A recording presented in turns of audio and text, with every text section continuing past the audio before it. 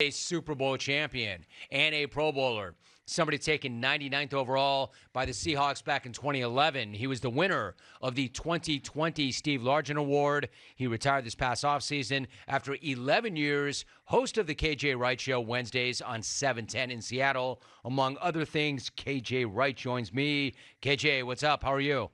That's a heck of an introduction there, Jim. Doing well, man. Dude, you've had a good run. You earned it. You deserve it. Good to have you back. Listen, let's talk first about Seattle. KJ, you said back in August that people should not be surprised if Seattle makes a serious playoff run, and everybody laughed, except in the end, pretty much everybody was wrong, and you're the one guy who's still laughing. What did you see or know back then about that team that nobody else knew? Absolutely. Well, I spent 10 years with a guy by the name of Coach Carroll. I knew that he just has a unique way of just bringing out the best in each and every man in that building. I've seen him take guys.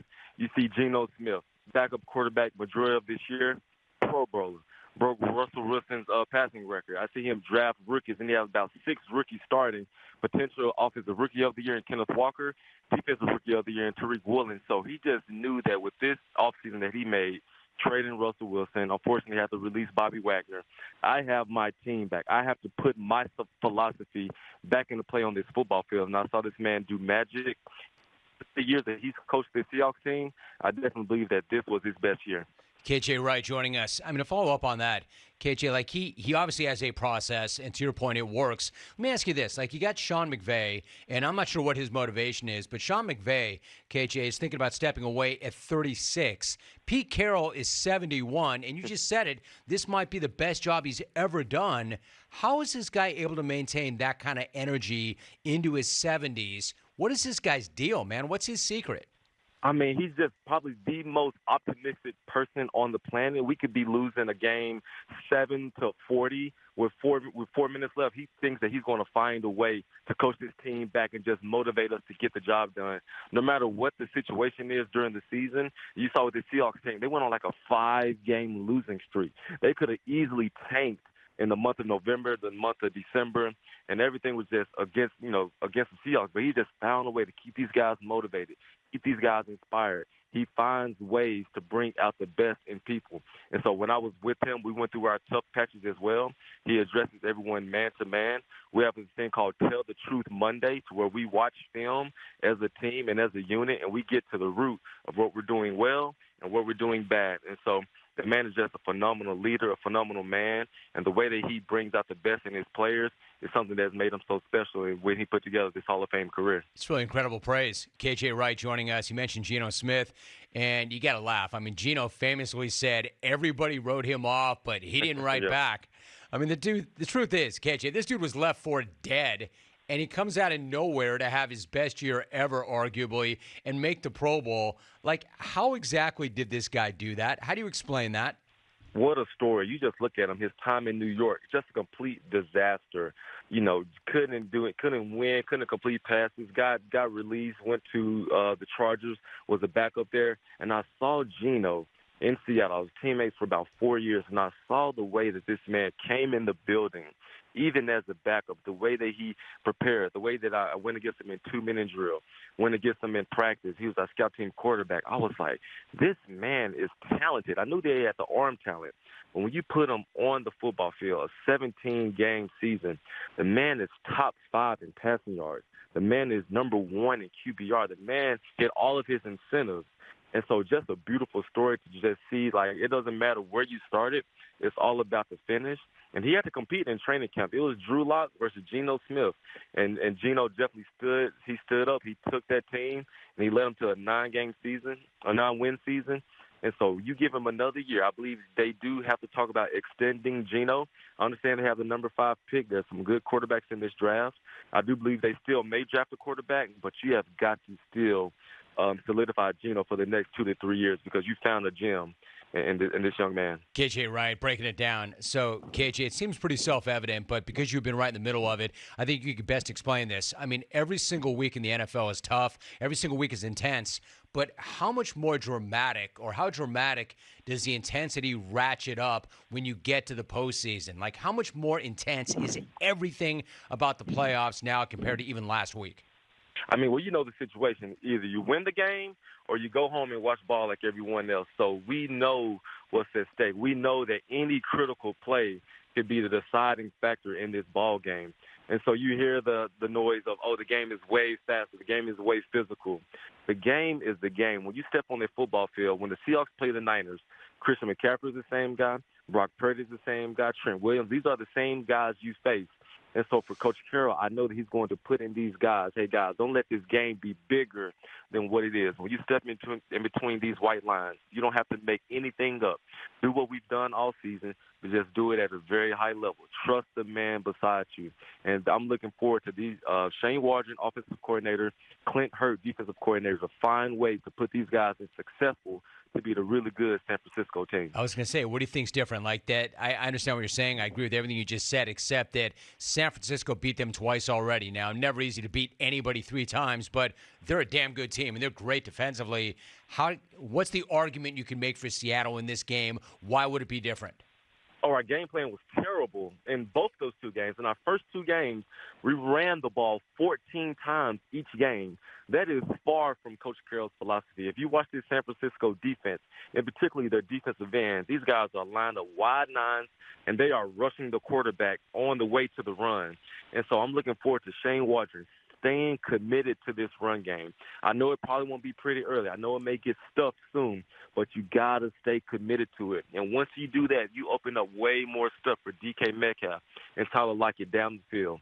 If they think they're going to come out and just air this ball out like they did these first 2 games, they're going to be sent home early. And so this defense is way too good. They have to set the tone and get the guys' mentality right. This is going to be a bar fight from the first play to the very last play. KJ Wright, bringing the energy. As I mentioned, you were in it, so you would know, which brings me to the next point.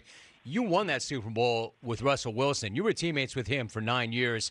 I want to get your thoughts. Like, when you see that tweet that he had yesterday where he talked about, quote, Team W, and then he attached a hype video to it, I don't know, KJ, like, your opinion matters more than mine, but when I look at that from the outside, I think, man, that's cringy. That's just cringy. Like, when you look at it, what do you think? What do you see? For Russell, the best thing for Russell, the less you say, the better. The less you can say right now is the better. The Broncos country was a disaster. Coming in there, all these trades that we made for you, giving up 2 first-round picks, 2 second-round picks, and you give us this many wins, complete disaster. What I need for this Broncos organization, first of all, is to get this young man back on track. He is a phenomenal player. What we saw this year, he's way better than that. Let's get that understood. He's not washed up, but this year was a complete embarrassment, and he knows that. So they need to bring in someone that will be transparent with him. Hey, Russell, this is what you did. It's not good enough. This is how we're going to do things going forward with the gimmicks, with all the stuff on Instagram. This fan base is pissed off, and they're running on empty with Russell already in his first year. So he has to get back to the drawing board, get a phenomenal offensive coordinator in there to get this team back in order, because it could get even uglier if he comes out and performs like he did this past year. I mean, was there nobody to check him? And back when you were with Seattle, there were so many strong personalities, strong leadership. How did you guys deal with that back then, or was he not like that back then? I mean, it was a lot of stuff that went on in the locker room. A lot of things got checked. Some guys had to leave because, the dynamic of the team wasn't flowing the way it should have. But Russell, this is one thing I did say about Russell. As good as a player as he is, the beautiful contract that he has, all the endorsements, that stuff is great. But if you don't have the love and the respect from your teammates, then it's going to be hard for you. It's going to be hard for you. I need Russell to just make sure that he creates those relationships with his guys, that he's present in the locker room, that he's having lunch with the fellas. Just do all the little things that the regular quarterbacks do so that the guys can play for you, so that guys will have your back when you're not playing well. Guys will have your back in the media. So I believe going into his 12th season, you got to get that done. You got to get it done, because in our time in Seattle, I believe that's something that he wished that he could have gotten better. That's really interesting, KJ. Like, you mean you can't have multiple parking spots? You can't have your own office? I mean, do other great players have those things, or is that unusual? How does that work? I only played I played for the Raiders for 1 year, but I was with Seattle for 10 years. And I do believe that, okay, this is our franchise quarterback. Yes, if he wants his massage therapist to come in and work on him during lunch break, cool. If he wants his office to watch film, cool. He is the highest paid guy. We're going to win or lose based off how he performs. So, absolutely, you need your quarterback to be taken well care of. And so, multiple parking spots, you only drive one vehicle to work. I didn't hear about the multiple parking spots. But, yeah, special privileges go to the quarterback. That's forever how it's been, forever how it will be. But if you do get those privileges, make sure that you create those opportunities to where you're hanging out with the practice squad linebacker or you're just hanging out with your, star receiver. Just find ways to build relationships so that the culture and the chemistry is great within the team. Such a good point. KJ Wright joining us for a few more moments. You did spend that 1 year with the Raiders. I'm kind of curious. Coming into this season, it seemed like they were set up nicely. I mean, nicely, and for Derek Carr. And now it looks like they're going to move on from Derek Carr. I'm not putting it all on him, but what happened to Derek Carr this year, in your opinion? Man, I love Derek Carr. I love playing with him, but it was kind of similar. His performance was similar to last year, but we would just find ways to win games. And just his decision-making, it's like, what are you looking at? What were you thinking?